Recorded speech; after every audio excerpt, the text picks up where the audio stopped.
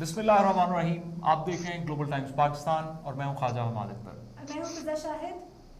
आज हम प्रोग्राम के अंदर एक बहुत ही संगीन मसला जो है वो डिस्कस करेंगे। वो कश्मीर जिहाद के मुतल्लिक है कि कश्मीर के अंदर भारतीय फ़ौज के मज़ालिम में एक हिंदू और एक सिख उस्ताद जो है वो टीचर्स डे के 5 अक्टूबर के दिन जो है वो लुकमा अजल बन गए भारतीय मज़ालिम के। और आज इसी इशू को और इसमें जो स्ट्रेंज बात वो ये है कि इसका इल्ज़ाम जो है वो कश्मीरी मुजाहिदीन के ऊपर भारतीय फोर्सेस ने लगा दिया कि उन्होंने इन असातिज़ा का कत्ल किया है, बेईमाना कत्ल किया है। और इसी मसले को डिस्कस करने के लिए आज के प्रोग्राम में ज्वाइन किया है लेफ्टिनेंट जनरल मोइनुद्दीन हैदर साहब ने। आप पाकिस्तान के साबिक वज़ीर दाखिला हैं और साबिक गवर्नर सिंध है। जनरल साहब, thank you for joining me. शुक्रिया सर, आप इसके मुतालिक मेरा आपसे सवाल, जो पहला सवाल यही है कि आप इस कत्ल के ऊपर, आप जो भारत कश्मीर में कत्ल हुआ है, आप इसको किस तरह देखते हैं कि ये भारतीय मज़ालिम जो हैं वो कब रुकने का नाम लेंगे? देखिए, भारत जो है वो इस किस्म के फॉल्स फ्लैग ऑपरेशंस करने का माहिर है। बहुत सालों से हम तवातर के साथ देख रहे हैं कि वो ऐसे काम कर रहा है। आज से बहुत साल पहले अमरनाथ यात्रा में जो जाते हैं कश्मीर में लोग, हिंदू अपने एक पहाड़ी पर चढ़ते हैं वहां पर यात्रा के लिए, उनके ऊपर अटैक हुआ था और काफी उनमें लोग मारे गए थे। और वो उस वक्त जो मुजाहिदीन थे, जो काफी जिहादी जमातें वहां पर हिस्सा ले रही थी, उसने उनके नाम पर लगाने की कोशिश की थी ताकि लोग उनके खिलाफ हो जाए। दूसरा, उन्होंने एक ऑपरेशन किया था कि वहां को फॉरेन टूरिस्ट थे, उनके ऊपर हमला कर दिया, जो कि फॉल्स फ्लैग ऑपरेशन था। इनकी इंटेलिजेंस ने, इंडियंस ने प्लान किया था और उसका भी इल्जाम इन्होंने मुजाहिदीन पर डाला, जिसमें जैश मोहम्मद के जो थे वो, उनको फिर बाद में पकड़ भी लिया था, उन पर इल्जाम लगाया था, वो भी फॉल्स फ्लैग ऑपरेशन निकला। तो भारत इनका माहिर है।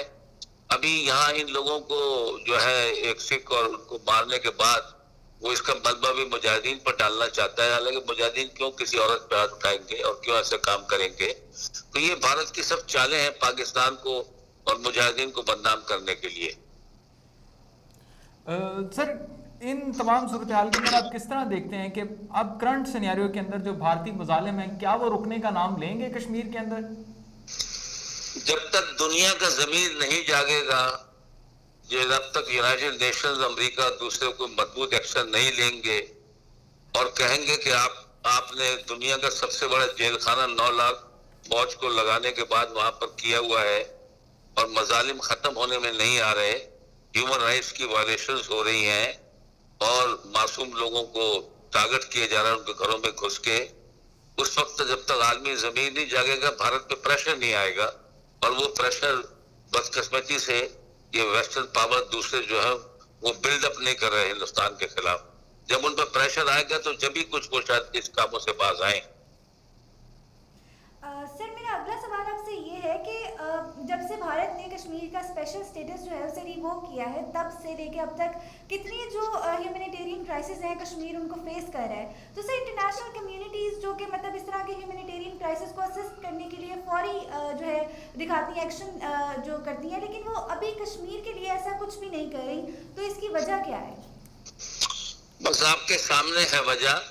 कश्मीर पे पुरानी करारदादें मौजूद हैं यूनाइटेड नेशंस की, जिस तरह फलस्तीन के बारे में मौजूद हैं, लेकिन दुनिया जो है उन अपना करारदादों को इम्प्लीमेंट करने में जिस तरह दिलचस्पी लेनी चाहिए नहीं ले रही, मसलहत से काम ले रही है। हिंदुस्तान के साथ उनके तजारती ताल्लुकात हैं, कुछ स्ट्रेटेजिक अलायंसेस हैं और उनके बड़े से बड़े इस किस्म की जो ह्यूमन राइट्स की वायलेशंस हैं वो उसको नजरअंदाज करते हैं। हालांकि किसी और मुल्क में छोटा मोटा केस हो जाए तो बहुत वेस्टर्न मीडिया शोर मचाता है, लेकिन यहाँ पर उनको नजर नहीं आ रहा है सब बातें कि जो कुछ हिंदुस्तान के अंदर हो रहा है हिंदुत्व के नाम पे और जो कुछ कश्मीर में हो रहा है वो उससे लाताल्लुक बैठे हैं। जितनी मजबूत आवाज उठनी चाहिए उतनी उठ नहीं रही। अच्छा sir, thank you for the very brief answer of you. अब सर, मैं यहाँ पे ये जानना चाहूँगा आपसे कि what is the hope left for the people of Kashmir here? Kashmir के लोग जो हैं वो बहादुरी के साथ पिछले 75 सालों से वो हिंदुस्तान की चीरदस्तियों को, जातियों को, मजालिम को बर्दाश्त कर रहे हैं لیکن کسی صورت بھی وہ اپنے آزادی سے کوئی کم چیز لینے پہ تیار نہیں ہے. اور وہاں پر چاہے کتنی بڑی فوج ہو, کتنے مظالم کرے, کہ پیلٹ گنز کا استعمال ہو, ان کے گھروں کو بارود سے اڑایا جائے, ان کے گھروں کو آگ لگائی جائے, ان کو جیلوں میں بند کیا جائے, وہ آزادی کا نعرہ لگانے سے جو ہے وہ پیچھے نہیں رہتے, نہ باز آتے ہیں. اس سے پتہ چلتا ہے کہ جذبہ حریت ان کے دلوں میں موجود ہے, اور وہ جب تک یہ ایسا جذبہ زندہ ہے, ہندوستان وہاں پر کبھی نہیں جیت سکتا.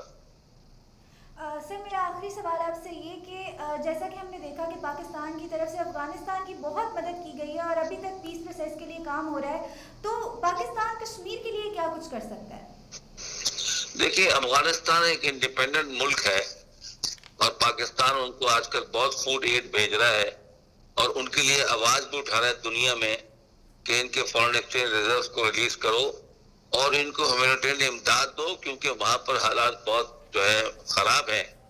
تو پاکستان ان کے لیے انٹرنیشنل میڈیا میں بھی آواز اٹھا رہا ہے اور خود اپنی مدد بھی کر رہا ہے. لیکن ہندوستان جو کشمیر ایک ڈسپیوٹڈ ٹیریٹری ہے اور ہندوستان کا اس پر قبضہ ہے, تو وہاں پر پاکستان اس قسم کے از خود یہاں سے کوئی چیز نہیں بھیج سکتا, اور تو آواز ان کے لیے اٹھاتا رہتا ہے. پاکستان کشمیر کا مقابلہ یونائٹڈ نیشنز میں لڑتا ہے, یورپین یونین میں بھی, اور دنیا میں اس کے لیے میڈیا پہ آواز بھی اٹھاتا ہے. Thank you so much sir for joining us today. Audience آپ سن رہے تھے معین الدین حیدر صاحب کی اسیسمنٹ کشمیر کے ایشو کے بارے میں, اور جیسا کہ آپ نے سنا کہ معین الدین حیدر صاحب فرما رہے تھے کہ وہ کشمیر کا جو کرائسس ہے اس کے لیے پاکستان کو اپنی آواز جو ہے وہ انٹرنیشنل کمیونٹی کے آگے بلند کرتے رہنا ہوگی, اور اس کے علاوہ جو ہے وہ زیادہ پاکستان جو ہے اس وقت جو پرفارمنس ہے پاکستان کی وہ اتنی ریمارکیبل نہیں ہے. لیکن ہمیں آئی ہوپ کہ فارن آفس جو ہے ہمارا وہ مزید اس سلسلے کے اندر پرو ایکٹیو کام کرے گا اور پری ایمپٹیو میجرز لے گا. اس کے ساتھ ہی آج کے پروگرام سے خواجہ حماد اکبر اور فیضہ شاہد کو اجازت دیجیے. انشاءاللہ آپ سے دوبارہ ملاقات ہوگی نیکسٹ پروگرام میں. اپنا خیال رکھیے. اللہ حافظ.